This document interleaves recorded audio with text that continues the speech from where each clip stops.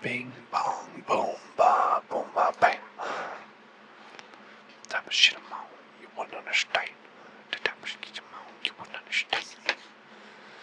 Bing bong boom ba bang. Type of shit amount. Now movie recording. Okay. And begin. Alright. Hello. Welcome. Welcome. Welcome. Well done, Draco. Okay. Sorry, that was just to sync up the audio. My roommate is sleeping, so we have to be quiet. Quiet. Quiet.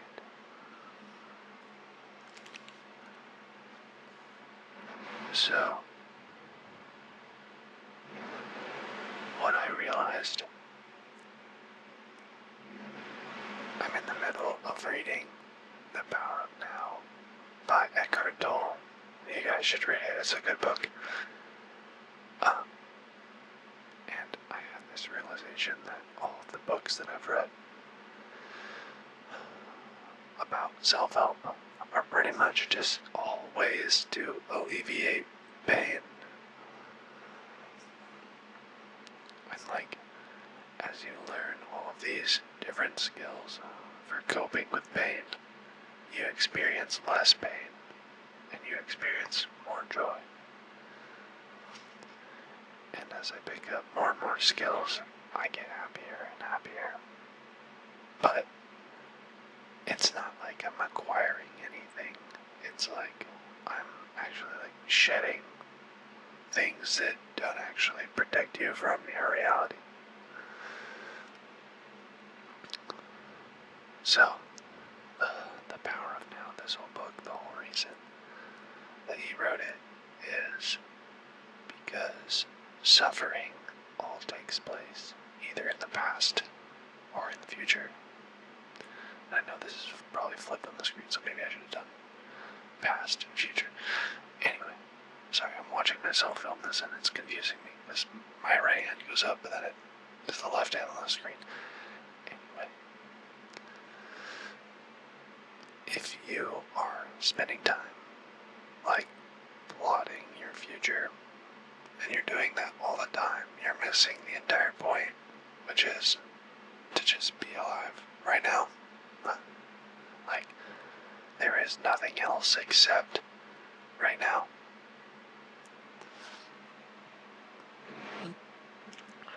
Excuse me. I ate a bunch of fish oil vitamins, and they're causing some reflux. Anyway, all suffering takes place either in the past or in the future. And this book explains that your brain kind of wraps itself around past events, and then based on like fear and anxiety, you believe that they're going to happen into the future and you project them into the future. Even like positive events that you planned for and you get excited about, like say you meet somebody and you're like really excited about dating them. The future projection gets put up there and then you're like, oh my gosh, I'm so happy, I'm so excited. But you're not there. You're still in the moment. And then it creates an expectation that you don't actually get to fulfill. I mean, maybe you do, maybe you don't, right? But in that idealizing state, you're leaving your present reality and you're going into the future instead of just being where you are now and being like present and happy with that. And I think that like being present and being happy are the same exact thing. Like, to be truly happy is to just be exactly where you are. So, what I said at the beginning of this was that I've realized other books reinforce this like same idea of it's kind of all these different methods to alleviate suffering. I finished this book a little bit ago called Don't Believe Everything You Think by Joseph Nguyen. It's really good. You guys should read it. In the book, Joseph talks about how, like, essentially, there's like two different things happening in your brain at all times. There's thinking and there's thought. And the more that you can train your brain to not think but to have thought, the better off you will be and you will suffer less. Let me explain. So, thinking kind of connects back to the power of now, where thinking is all about either the past or the future. It's like, oh man, it'd be great if I went to the grocery store and bought groceries because I'm all out of groceries, so I'm thinking about doing it, right? But when you're thinking about doing it, you're not actually having the thought of, I'm gonna go do that, and you actually do it, and you turn it into action or motion. It's just suffering.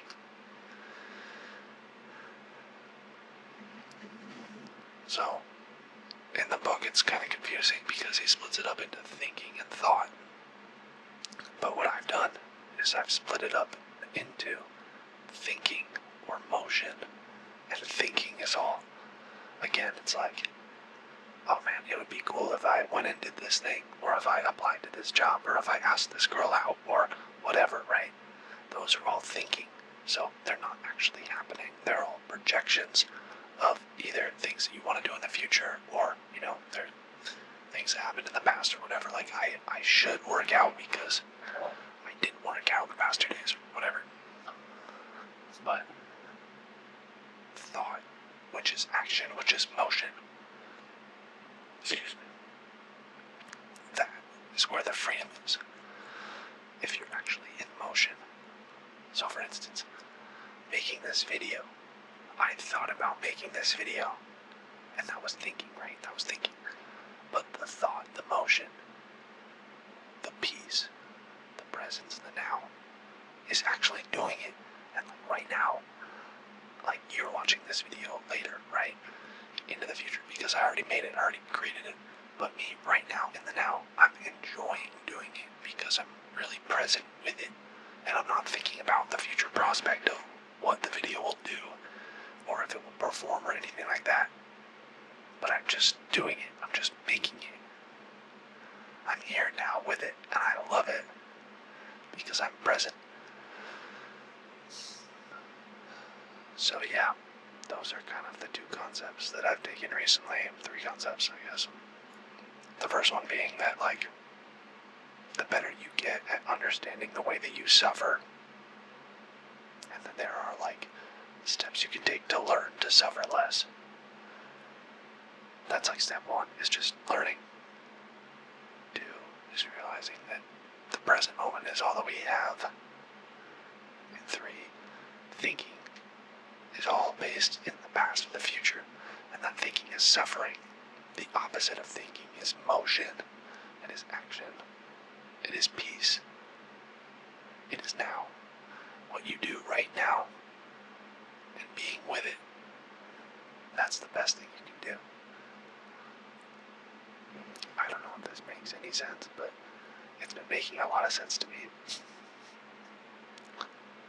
And I think that I'm at the point in my life where I got so fed up, like, I was so in the future and so in the past, and I was so, like, void of the now, that I was becoming so miserable. I was, like, throwing myself into the past and sitting there and, like, rotting and being like, oh my god, like, the past was so hard, blah, blah, blah, blah, blah, instead of, like, being in the now and acknowledging the past is very different from just throwing yourself into the past. And if you are in the now and you acknowledge the past, you can begin to acknowledge the pain that you've experienced and allow it to flow through you. And it's really good. But yeah, it's just fucking crazy. Like, I feel like the amount that I used to suffer as a young man, and now I'm older and I don't feel like I suffer in the same way. Like, I still do, but I think because I'm able to, like, have all these tools to cope with my reality, I'm really, really grateful for all of those. So, thank you for watching this. I'm mostly making this to, like, the concepts myself and get practice explaining them.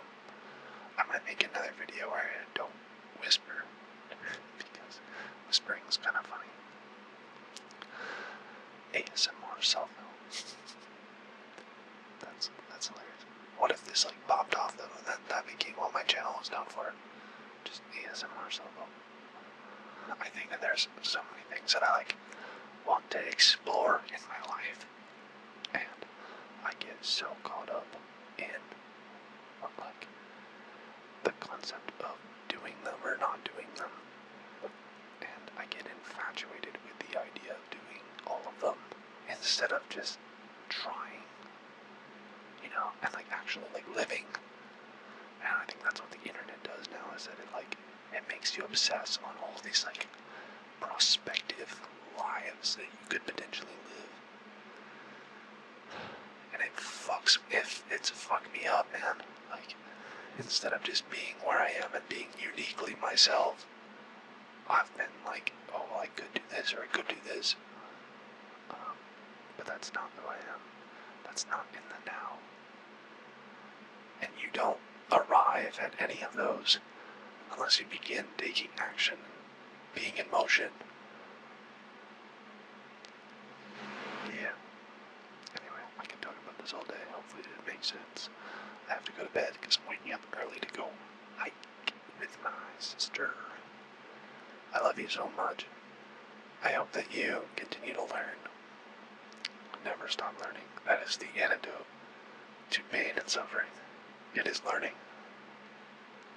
Learning is the antidote to pain and suffering. The more that you learn about yourself and the world, the more you will find inner peace, I believe.